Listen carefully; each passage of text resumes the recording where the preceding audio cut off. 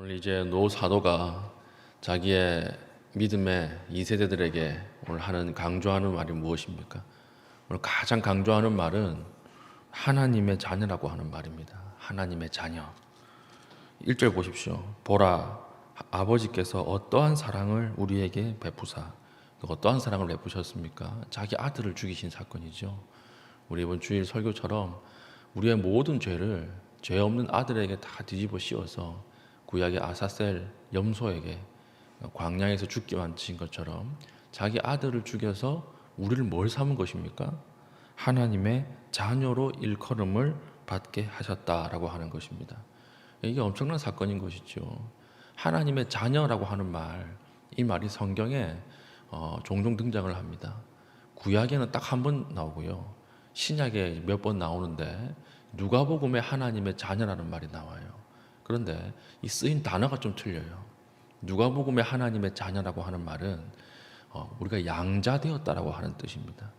우리가 양자가 되었다. 원래는 사생아였는데 하나님이 우리를 값을 주고 구입을 해서 대속을 해서 우리가 양자가 되었다라고 하는 개념이고, 오늘 여기 요한이 쓰고 있는 하나님의 자녀라고 하는 말은 하나님의 친자라는 뜻이에요. 하나님의 친자. 양자가 아니라 친자라고 하는 단어를 쓰고 있습니다. 이게 무슨 말이냐면 우리가 죄가 사라지고 하나님의 큰 사랑을 받아서 DNA가 바뀌었다는 거예요. 출생의 근원이 바뀌었다고 하는 것입니다. 그러니까 DNA가 같으니까 누구의 마음을 알아요? 아버지의 마음을 아는 것이고, DNA가 같으니까 갈수록 아버지를 계속 닮아가는 것입니다. 우리가 아들과 자녀가 있으면 우리 자녀를 보면 흐뭇하지요. 왜 흐뭇합니까? 나를 닮았기 때문에 그래요. 그리고 나의 자녀는 내가 이야기하지 않아도 내가 가지고 있는 생각과 마음들을 다 이해할 수 있습니다. 그것이 아들과 아버지라고 하는 것입니다. 종종 성도들의 임종을 지킬 때가 있는데, 임종 때 아버지와 아들이 같은 병실에 딱 같이 있거든요. 그러면 아무 말도 하지 않아요. 아들들이 아무 말도 하지 않고 아버지의 손만 딱 잡고 있습니다. 근데 그 순간에 아무 말을 하지 않는 게 아니죠.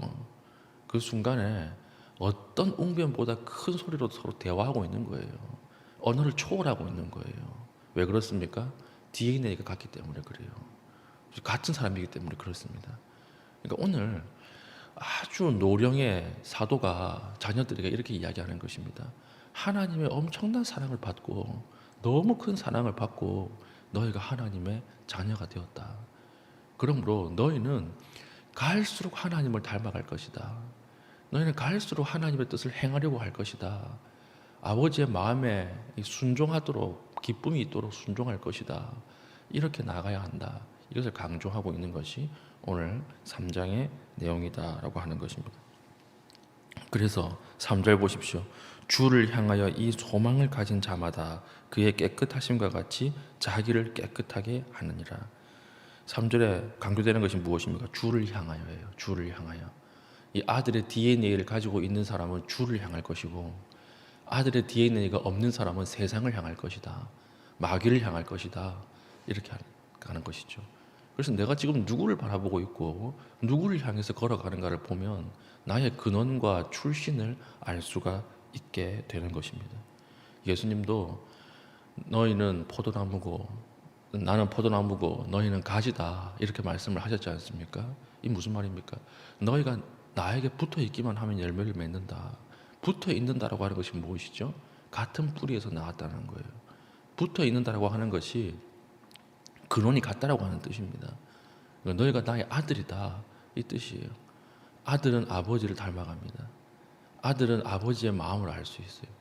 아들은 아버지를 기쁘게 하기 위해서 순종합니다. 매 맞을까 봐 순종하는 거 아니에요. 나에게 유익이 되니까 순종하는 사람 아니에요. 아들이기 때문에 아버지가 기뻐하는 것을 보면 같이 기쁜 거예요. 이것이 아들인 것입니다. 그러나 아들의 DNA가 없는 사람은 누구를 향해 걸어갑니까? 세상을 향해 걸어간다는 거예요. 세상의 모든 욕망, 근심, 걱정들을 다 짊어지고 가는 거죠. 죄 가운데 빠져서 그렇게 살아가는 것입니다.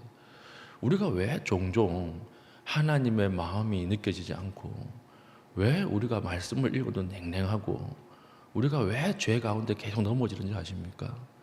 아들이라고 하는 인식이 없어서 그래요. 아들이라고 하는 신분을 망각하기 때문에 그렇습니다. 그러니까 악한 마귀는 우리에게 수많은 어려움과 시험을 주지만 모든 시험의 목적은 딱 하나예요. 아들됨을 잃어버리게 하는 거예요. 아들이라고 하는 것을 잃어버리게 만들면 우리의 모든 것이 다 무너지거든요. 죄에서 이길 수도 없고요. 욕망에서 벗어날 수도 없고요. 말씀이 들리지도 않고요. 왜 그렇습니까? 왜 그렇습니까? 아버지와 아들의 관계가 깨졌는데 아버지의 말씀이 들리겠어요? 그게 믿기겠어요? 그러니까 악한 사탄의 모든 목적, 에임 포인트라 그러죠. 겨누고 있는 조준점은 이 아들됨을 부서뜨리는 것입니다. 그럼 우리가 끝까지 지켜야 하는 것은 무엇일까요? 우리는 하나님의 아들이라고 하는 거예요. 그러니까 우리가 살아가면서 하나님의 아들이라고 우리 스스로 생각 안 하거든요. 우리 스스로 잃어버리고 살거든요. 그러니까 항상 조그만 것에 이걸 가지려고 온갖 이 수단과 방법을 가리지 않고요. 사람들 모이면 뒷담 화나 하고 이렇게 하는 거예요. 아들이라고 하는 것을 의심하기 때문에 그런 것이죠. 오늘 우리가 기도하는 중에 하나님의 아들이라고 하는 것을 회복할 수 있는 믿음의 주의 백성 되기를 축복합니다. 하나님의 아들의 특징이 무엇입니까? 오늘 두 가지를 이야기하죠. 첫 번째는 무엇이냐면 죄를 미워한다라고 하는 것입니다. 죄를 미워한다. 이거 보니까 9절 보십시오. 하나님께로부터 난 자마다 죄를 짓지 아니하나니 이는 하나님의 씨가 그 속에 거하며 그도 범죄하지 못하는 것은 하나님께로부터 났습니다. 우리가 이것을 잘못 해석하면 안 돼요. 나는 죄를 짓는 걸 보니까 나는 하나님의 아들이 아닌가 봐 이렇게 생각해서는 안 되는 거예요. 여기 보니까 요한이 뭐라고 이야기를 합니까? 하나님께로부터 난 자마다 죄를 짓지 않는다 이렇게 이야기를 했죠. 그리고 이는 뒤에 부연 설명을 붙였습니다. 이는 하나님의 씨가 그의 속에 거하기 때문이다 라고. 하나님의 씨앗이 우리 안에 거하기 때문에 하나님의 씨앗이 우리 안에 거하는 사람은 죄를 짓지 않는다라고 하는 것이죠. 이게 무슨 뜻인가를 알려면 하나님의 씨가 무엇인지 알아야 돼요. 하나님의 씨라고 하는 단어가 성경에 똑같이 나오는 장소가 있습니다. 어디냐면 베드로전서 1장 23절이에요. 베드로전서 1장 23절에 제가 읽어드리겠습니다. 너희가 거듭난 것은 썩어질 씨로 된 것이 아니요 썩지 아니할 씨로 된 것이니 살아있고 항상 있는 하나님의 말씀으로 되었느니라. 여기서 하나님의 씨라고 하는 것이 무엇입니까? 말씀이라고 하는 거예요. 말씀.